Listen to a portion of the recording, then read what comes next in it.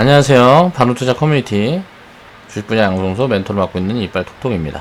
자, 오늘의 이슈 체크는 이 미국의 중국 환율 조작국 지정 여기에 대해서 체크 포인트, 우리가 이걸 봐야 될 건 어떤 걸 봐야 될까, 그 부분에 대한 이야기를 해볼게요. 자, 2019년도 8월 7일 수요일날 제작했던 영상이고요. 시장은 항상 최악을 반영한다. 그러니까 간단하게 정리를 해보면, 자, 보겠습니다. 미국의 환율 조작국 지정, 자, 중국의 대두 수입 중단, 관세 발효 보복. 그러니까 쉽게 말하면 트럼프가 트시가 3천억 관세를 발효했습니다. 그러니까 여기에 대한 보복 수단으로 요걸 하니까 또 이제 미국이 여기다 대고 이제 환율 조작국 지정, 요걸 이제 보복 수단으로 지금 나온 거죠. 내용을 정리를 해보면, 저는 이제 개인적으로 이런 것도 장기적으로 보면 이제 호재 요인이라고 생각을 합니다. 미국이 환율 조작국 지정하면 어떤 일이 있느냐? 그러니까 1년 후 이제 조치 취하지 않으면 미국 기업들이 투자 제한을 합니다.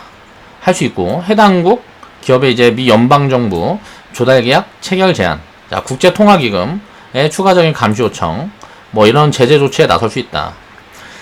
지금 미국은 그러니까 힘을 쓰고 있는 거예요. 기축통화를 가지고 있는 미국 맘대로의 규제라고 볼 수 있고, 전 세계적인 공감대를 형성한 규제가 아니에요. 그냥 미국이 자기들만의 법을 가지고 이제 깡패짓 하는 거죠. 근데 이제 중국이 이런 상황들을 보면 5월달에 19년도 5월달에 이제 협상이 될 거다라고 했는데, 여기서 이제 중국이 틀었단 말이에요.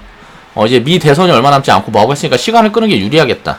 미국이 자꾸 이것 더 달라고 그러고 저거 더 달라고 그러고 자꾸 더 달라고 그러니까 그런 부분들 때문에 지금 이제 중국이 이런 식으로 강대강 전략으로 나오고 있는 거고, 그 부분 때문에 최근에 또 흔들리면서 증시가 이제 패닉 셀이 나온 거죠. 달러를 사용해야 하는 수출 국가들은 이제 눈치를 안 볼 수가 없습니다. 왜냐면 달러라는 게 기축통화이기 때문에 이게 없으면 교역 자체를 할 수가 없죠. 그러니까 전 세계 교역이 거의 이걸로 다 이 달러라는 돈으로 다 진행이 되기 때문에 이걸 이제 뭐 외환보유고의 기본적인, 그러니까 돈에서 가장 안전한 자산이라고 그렇게 받고 있고, 이 달러라는 게 기축통화이기 때문에 미국 자산이 다른 나라보다 항상 고평가 위치에 있습니다. 이 달러 가치가 여기에 반영이 되는 거죠. 그렇게 된다고 보면 될 것 같고, 이걸 가진 힘을 사용하고 있는 거라고 생각을 하면 될 것 같고요. 무역 분쟁으로 달러 자산을 기반으로 한 미국으로 돈이 몰리고 있으니까 신흥국이나 이런 데도 이머징 같은 데는 당연히 리스크가 작용해서 이제 환율이 급등하고 할 수 있죠. 그럼 자기네 나라에도 좋지가 않은데 이 환율을 일부러 억제하지 않을 이유가 없단 말이에요.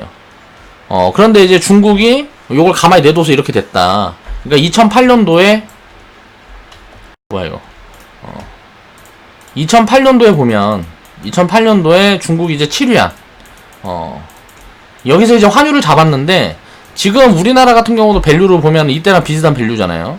그러니까 이미 글로벌 금융위기가 와 있는 건지도 몰라요.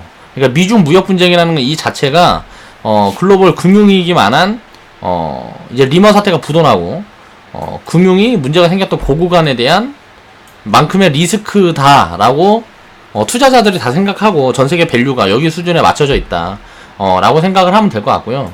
그러니까 지금 중국이 이런 부분들이 지금 7위안을 이제 환율이 넘어가고 뭐하고 하면서 이런 걸 빌미로 트럼프가 땡겼는데, 요거를 보면은 이걸 내가 왜 호재 요인이라고 생각을 하느냐면, 지금 미국 연준이 트럼프 말을 듣지 않고 있어요. 트럼프 말을 듣지 않고 있어요. 근데 이게 사실 맞는 거예요. 말이 안 돼. 트럼프가 조장하는 게 말이 안 되는 거거든요. 그러니까 무슨 말이냐면은 미국은 경제가 좋아.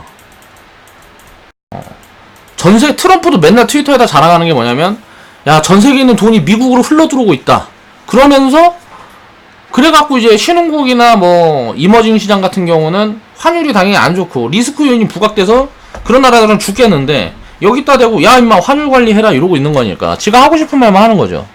그러니까 국민 선동을 위한 선동가다라고도 생각을 할 수 있고, 좀 제정신이 아니다라고도 생각을 할 수 있는 것 같아요.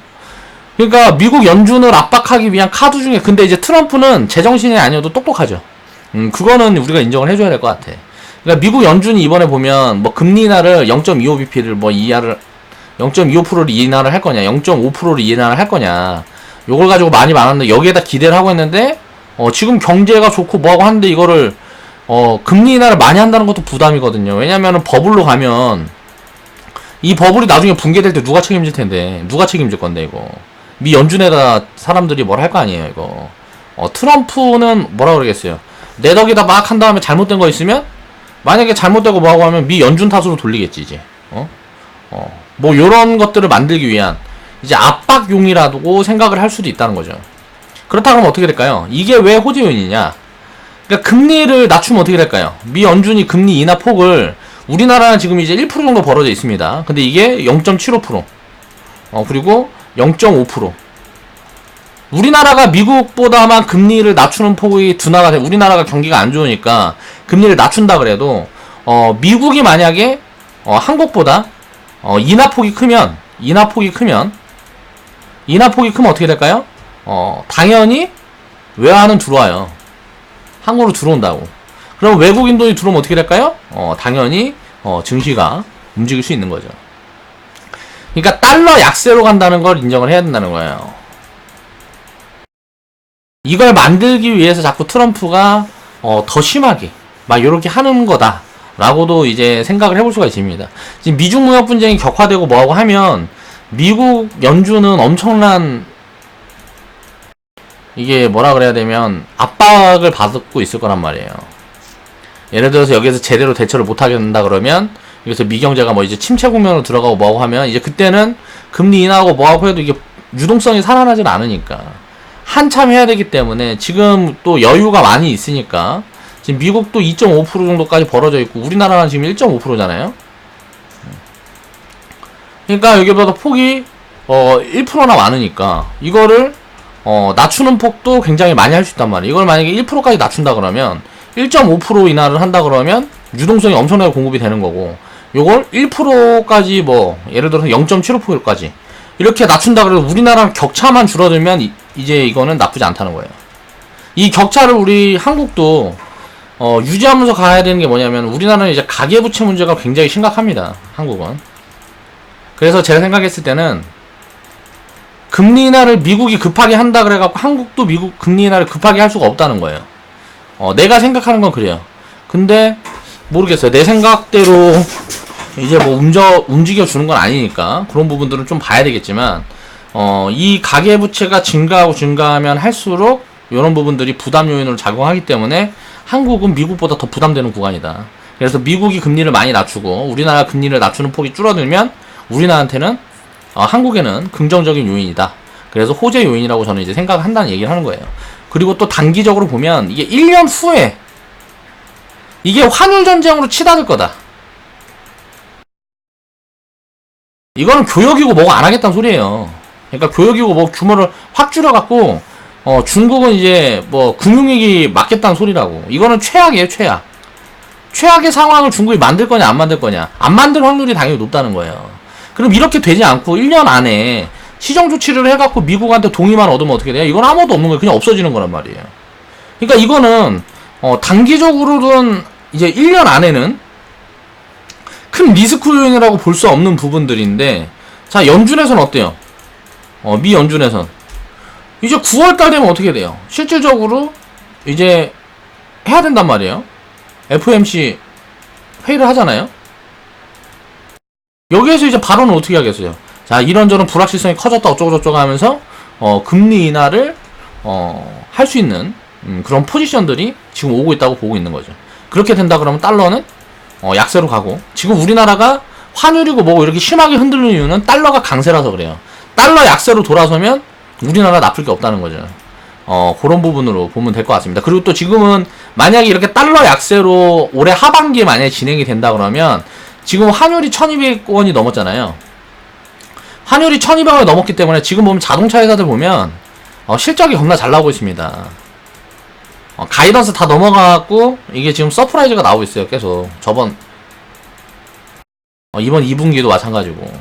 그러니까 추정치보다 무조건 잘 나오고 있단 말이에요. 그게 뭐냐면 이 환율의 영향이 있단 말이에요.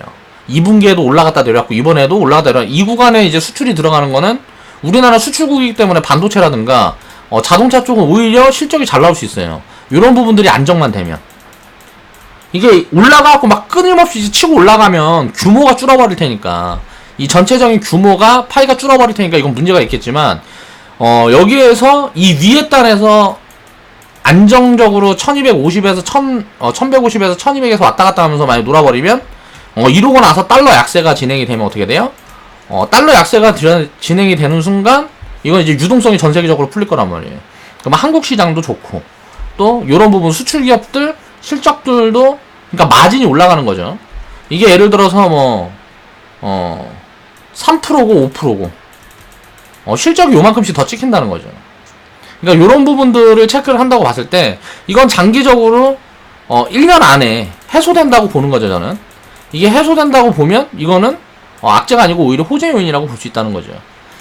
근데 이제 뭐 중국이 만약에 금융위기가 온다거나 뭐하거나 하면 문제가 생기겠지만 그렇게 될 가능성은 크지 않다라고 보고 있는 거고, 그렇게 온다 그래도 금융위기가 오면 어떻게 될까요? 그냥 버텨야죠 뭐. 투자자 입장에선 어쩔 수 없는 거고. 그러니까 환율 조작국 지정 요걸 이제 내용을 이제 살펴보면 사실 별게 아닐 수 있다라고 생각을 해야 될 것 같고, 저는 항상 방송을 할 때 무조건 긍정론자입니다. 상방만 봐요. 근데 항상 버블이 껴있을 때는 이제 나중에 제 영상을 보다 보면 그런 거 올 거예요. 다 좋다 그러는데 제가 안 좋다 그럴 때가 있을 거예요. 자, 현금 만들어야 된다. 그리고 이익을 챙겨가면서 주식 비중을 줄여가면서 보유를 해라 점점. 이런 것들을 얘기를 하는 구간이 오면 그 구간은 저는 이제 가치를 보고 가치가 높다고 생각을 하면 그런 이야기를 할 거란 말이에요. 반도체 2017년도에 다 좋다 그럴 때 저는 이거 쳐다도 보지 말라 그랬어요. 왜 그랬을까요? 이때 따라잡으면 리스크가 너무 크다고 생각을 했기 때문이에요. 결국은 지나고 보니까 어때요? 중소형주들은 마이너스 70% 마이너스 90%씩 빠졌단 말이에요. 90%까지 빠진 거는 모르겠는데 마이너스 80%까지 빠진 종목들은 있죠. 바이오도 마찬가지입니다. 바이오도 2017년도 하반기에서 2018년도 초에,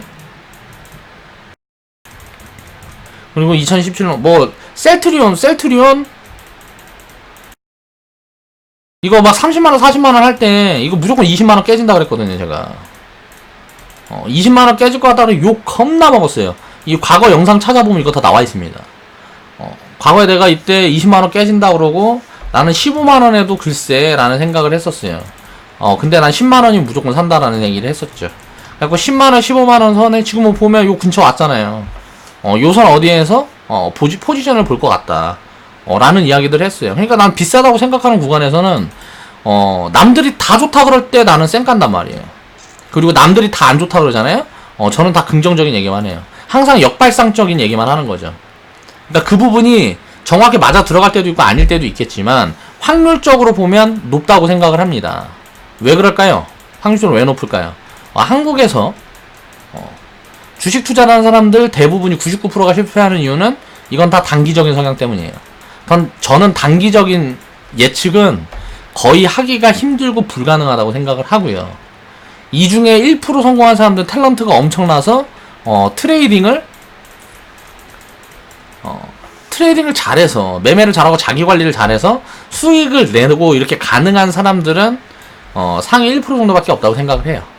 이게 뭐 때문에? 단기 성향이라서. 근데 투자를 장기 성향으로 하면 저는 100% 다 이길 수 있다고 생각합니다. 지는 사람 한 명도 없이 다 성공할 수 있다고 생각을 하는 사람이에요.